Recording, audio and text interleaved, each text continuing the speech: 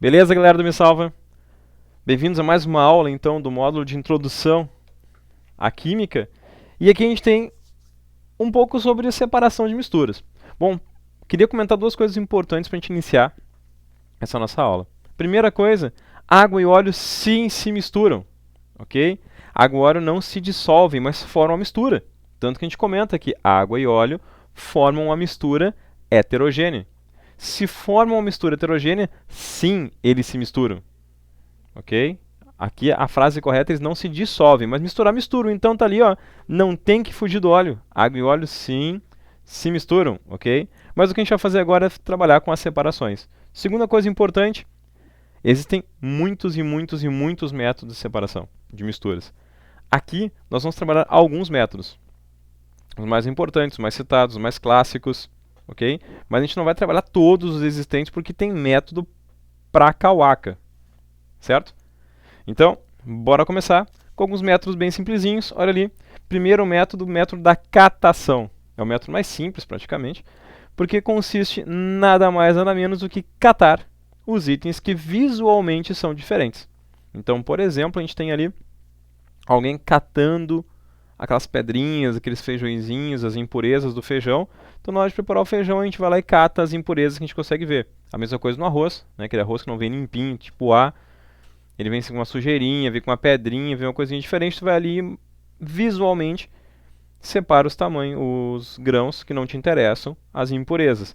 São partículas relativamente grandes, logo tu consegue fazer isso com a visualização nua, ok? Mudança de estado físico é um processo de fracionamento relativamente simples também. Né? Consiste no quê? Quando tem uma mistura de duas ou mais substâncias, essas substâncias vão ter pontos de fusão ou pontos de ebulição diferentes, certo?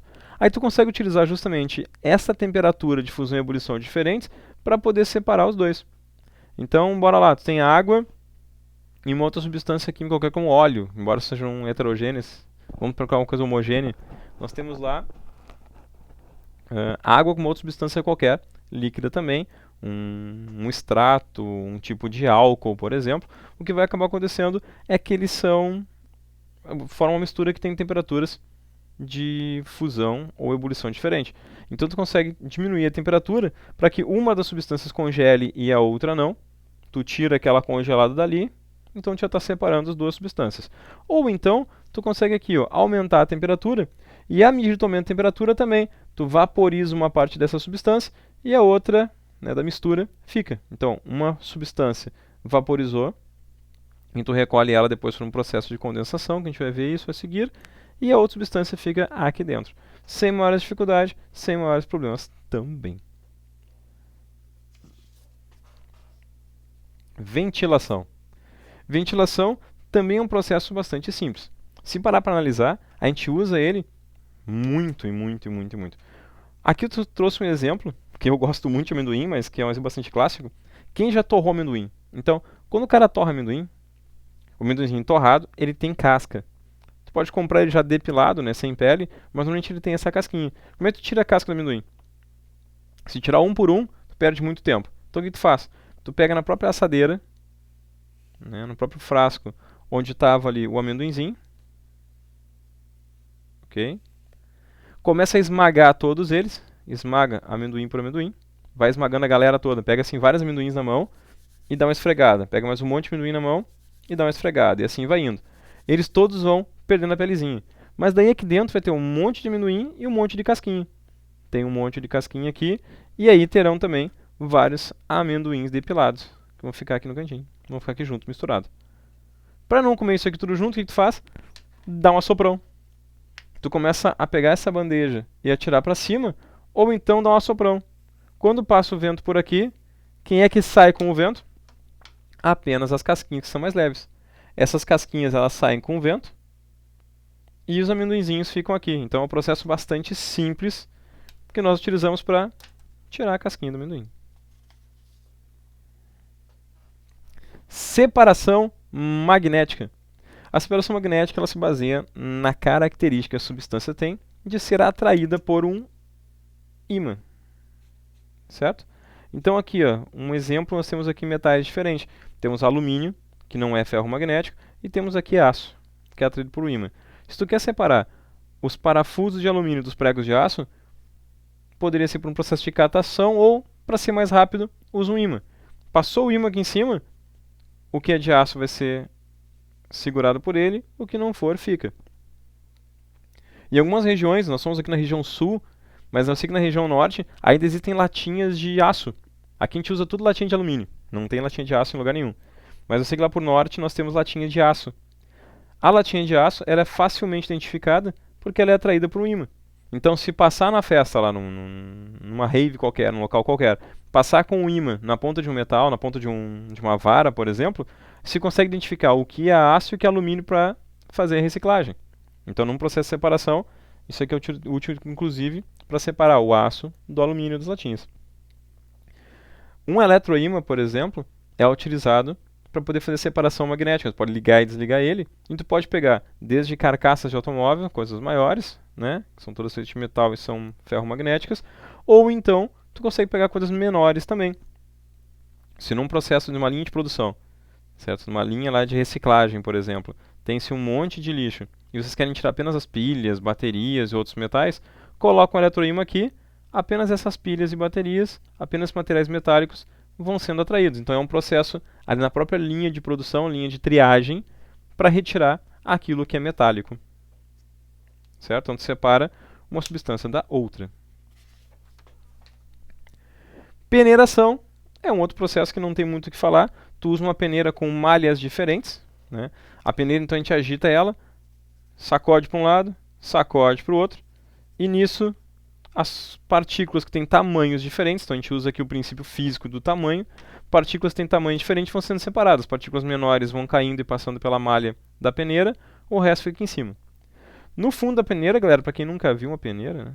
O cara tem aquelas peneirinhas em casa, na cozinha, no fundo da peneira, tu tem uma malha, lá de nylon, de metal, seja o que for, tem uma pequena malha com tamanhos diferentes, então tem malhas menores e malhas maiores. Tu pode escolher pelo número da malha, que tipo de tamanho de partícula tu quer que passe. A partir daqui, a gente consegue separar substâncias com tamanhos diferentes, né? Com partículas com tamanhos diferentes. Normalmente sólido, porque líquido vai passar independente de qual o tamanho da malha. Então, substâncias sólidas utilizam o processo de peneiração. Decantação é um processo bastante utilizado para sólido líquido. Okay? Então a gente tem aqui, ó, substâncias sólidas em dispersão, né? Tem pequenas partículas aqui de uma argila, por exemplo. Botou argila na água, mas quer separar essa parte sólida dessa argila. O que tu vai fazer? Deixa um tempinho parado. Bota lá um tempo aqui, ó. Certo? Tempinho parado. Essa partícula, por ser mais densa, mais pesada do que a água, né? Maior densidade, vai ter a tendência a se acumular no fundo, a sedimentar. Um processo chamado sedimentação. A partir da sedimentação, o que a gente faz? A gente só vai virando, né, vai vertendo o frasco vagarosamente, o líquido superior vai sendo retirado e ficaria apenas essa parte sólida aqui. Esse é o processo de decantação. Aqui é o decantado, aquilo que ficou no fundo por gravidade. Certo? Flotação. Flotação é um processo bastante interessante porque consiste em colocar uma outra substância aqui dentro. Então, flotação, ali o nome já está dizendo algo parecido com flutuação. Flotação, flutuação, tá ligado? Então, presta atenção nisso. Olha aqui, ó. Temos duas substâncias aqui, representaram uma mistura meio tosca, né? A ideia era que estivesse mais misturado, mas por que está dessa maneira? Para representar que se nós tivéssemos aqui duas substâncias, uma delas bem densa, como areia, por exemplo, e uma outra mais leve, tipo menos densa, algo como um grão qualquer, ou então serragem, é um clássico, né, algo bastante utilizado. Ao acrescentarmos água aqui em cima, o que acontece? A água vai enchendo aqui o frasquinho, olha que massa. A água vai enchendo o frasquinho. No fundo, maior densidade, temos a areia de novo, né? E a água fez com que a serragem, que é menos densa, subisse. Então agora é só pegar e tirar a parte superficial aqui, né, a parte da nossa superfície, e depois o fundo, e nós temos a separação através do acréscimo de água. Né? Então, acrescentando um solvente, nesse caso água, né, nós vamos fazer com que um líquido, nós vamos fazer com que a serragem, esse sólido aqui, suba. Certo? Então a flotação consiste nesse acrescentar nesse acréscimo de uma outra substância. Nesse caso, a gente está colocando água para ver ela separar as duas substâncias que nós temos ali dentro. Ok? Para encerrar essa parte, vou só diferenciar aquela flotação que a gente viu de levigação. A galera costuma ter uma dificuldade incrível de entender, meu Deus do céu, mas flotação, levigação, tudo igual, que nome complicado. Bom, flotação, flutuação. Botou água, foi para cima, flutuou. O que é levigação? É um processo muito usado em garimpos. A galera que vive em regiões de garimpo vai entender o que eu estou falando. Quando tu coloca água para passar sobre uma superfície qualquer, essa água, esse líquido, vai arrastando as superfícies menores, menos densas, e as superfícies maiores vão ficando. Então isso aqui é um processo, por exemplo, utilizado em garimpo, onde o que está acontecendo ali, ó? Certo? O que acontece nesse patamar aqui, ó, é justamente isso. O ouro, conseguem ver para ti, é bem pequenininho, é ouro mesmo. O ouro está ali, ele fica por ser mais denso, e as partículas de areia e de sujeira vão passando junto com a água. Ok? Isso é utilizado em vários outros processos. Então, qualquer processo pensar assim, vou jogar água e a parte mais densa fica e o menos denso vai saindo, no próprio ouro, no próprio garimpo do ouro, a gente tem a bateia. Aquele chapeuzinho de chinês assim. Ok? Que se coloca água dentro, junto com sedimentos de rio, né? E vai se balançando, vai se agitando aquilo ali, balançando aquilo ali. O que acontece nesse movimento de agitação, esse movimento rotatório? O que é mais denso vai para o fundo, que é o caso do ouro, e o que é menos denso vai saindo junto com a água, vai sendo levado junto com a água. Certo? Então encerra essa aula por aqui. Até a próxima. Tchau, tchau.